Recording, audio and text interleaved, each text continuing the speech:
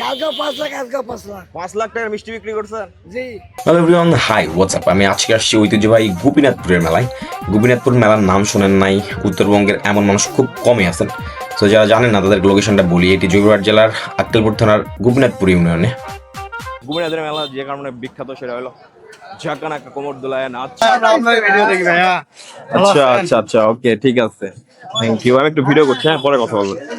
তো লাস্ট কয়েকটা বছর অবশ্য মেলা এই কারণেই এরকম ঝাঁকানাকা হয়নি, কারণ রোজার মধ্যে মেলা পড়ে যায়, মানে নির্দিষ্ট একটা সময় মেলাটা লাগে। তো ওই ডেট ছাড়া মেলা হয় না। মেইনলি দোল পূর্ণিমা যখন শুরু হয় তখন থেকে মেলা মেবি স্টার্ট হয়। মেলাটা আসলে শুরু হয় গরু ছাগল কেনা বেচা দিয়ে। গরু ছাগল মহিষ ঘোড়া হাতি পর্যন্ত দেখছে এই মেলাতে। ছোটবেলায় এখানে এমন এমন প্রাণী দেখছে যেগুলা আমি কোথাও দেখি নাই। তো মেলায় অনেক অনেক প্রকার অনেক কাইন্ডের দোকান আছে, আমি আপনাদের একটু দেখাই পিছনে দোকানগুলো। আমি এই মেলায় প্রত্যেকবার একটা করে খেলনা কিনতাম। খেলনা কেনার আগে সবাই ভাবে যে খেলার মধ্যে কয়টা মোটর পাওয়া যায় ভাঙলে নষ্ট হইলে। তো আমার আশেপাশে যেগুলো দোকান দেখতে পাচ্ছেন সেগুলা ছোট বাচ্চাদের খেলনা, মেয়েদের প্রসাধনী, তো এখানে সবকিছুই পাওয়া যায় মেলায় মোটামুটি। তো মেলায় যেহেতু নাচানাচি নাই, এই জন্য মানুষের আগমন নাই, মানুষের আনাগোনা নাই, এই জন্য মেলায় দোকানও তেমন বসেনি। ঝাঁকানাকে নাচ হইলে বেশি মানুষজন আসতো, বেশি দোকান বসতো। আমি ছোটবেলাতে অনেক দোকান দেখতাম। তো এখানে এখন মাত্র কয়েকটা গলি দেখতে পাচ্ছি দোকানে। আগে গলি শেষ করা যাইতো না, একটা গলিতে ঢুকলে আরেকটা গলি খুঁজে পাওয়া যাইতো না এরকম।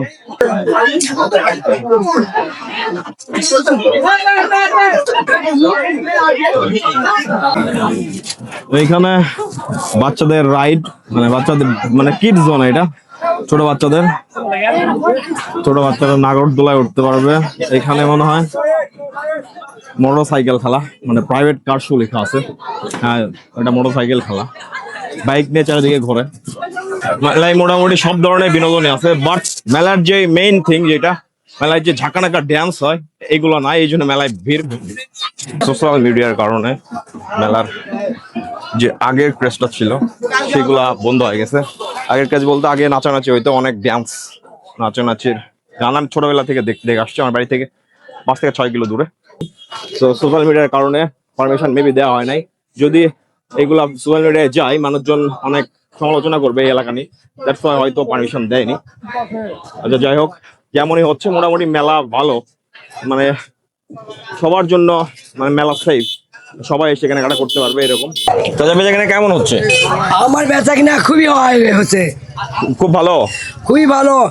আমার মিষ্টিটাই হলো যে মোবাইলে লাগে যাওয়ার পর আসে লোকের আসে আমার একবার 2 লক্ষ টাকার মিষ্টি কিনে নিচ্ছে।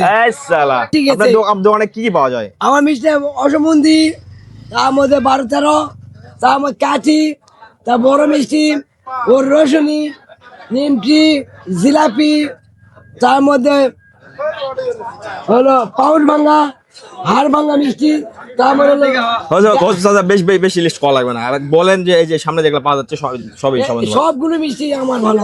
ওকে, আপনার নিজের হাতে বানানো? সব নিজে হাতে, এমন হলো কারখানা, আমরা নিজেই বানাই। মানে এই মেলায় এসে আপনার বেচাকেনা কেমন হচ্ছে?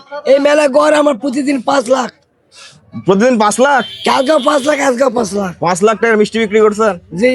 তাহলে তো ভালো বেচাকেনা হচ্ছে।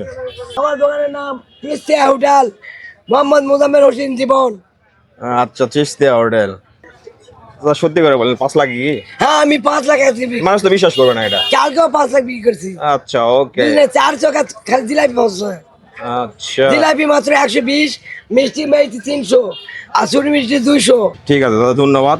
কিন্তু 5 লাখ টাকা তো মনে হলো না, মানুষজন তো মেলাত নাই, ভিড় নাই। কালকে দিন আর আজকে দিন ভোরবেন থেকে এখন পর্যন্ত। আচ্ছা, ভোরবেনি কি সকাল থেকে? সকাল থেকে। আচ্ছা, ঠিক আছে। ভোরে উঠেই শুরু করে দিছি, 3 জনে খালি লাফেত আছি, আর জিলাপি 2 জনে লাফেত আছি। তো আমি এখন মেলা থেকে যাচ্ছি, দেখা হচ্ছে নেক্সট কোনো ব্লগ থেকে।